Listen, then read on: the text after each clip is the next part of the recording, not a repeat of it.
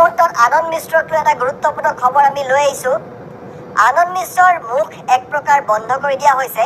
এতিয়া লখিমপুৰৰ পুলিচ সম্পৰ্কীয় সকলো কথা বতৰা ক'বলৈ এতিয়া মুখপাত্ৰ নিয়োগ কৰা হৈছে। আনন্দ মিশ্ৰৰ পৰিৱৰ্তে এতিয়া লখিমপুৰ পুলিচৰ মুখপাত্ৰহে কথা ক'ব পাৰিব আৰু আৰক্ষীৰ মুখ্য কাৰ্যালয়ৰ পৰা সেই নিৰ্দেশ গৈছে। আনন্দ মিশ্ৰ এতিয়াৰ পৰা কেমেৰাৰ আগত কথা ক'ব নোৱাৰিব। আনন্দ মিশ্ৰৰ মুখ এক প্ৰকাৰ বন্ধ কৰাৰ নিৰ্দেশ আহিছে। লখিমপুৰ পুলিচৰ বাবে মুখপাত্ৰ নিয়োগ কৰা হ'ল। অতিৰিক্ত আৰক্ষী অধীক্ষক গৰাকীয়েহে এতিয়াৰ পৰা কথা ক'ব পাৰিব।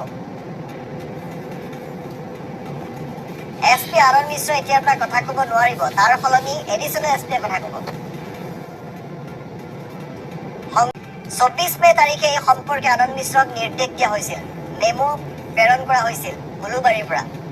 সেই নিৰ্দেশৰ ভিত্তিত আনন্দ মিশ্ৰই ৰেফাৰেন্স মেমো নাম্বাৰ ইমান dated 24/5/2023 of the Inspector General of Police Admin Assam Ulubari Guwahati.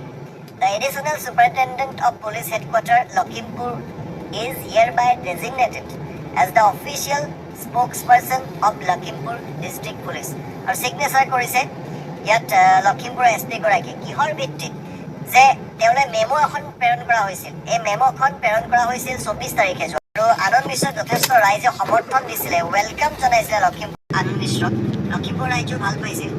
আৰু ইয়াৰ পিছতে কিন্তু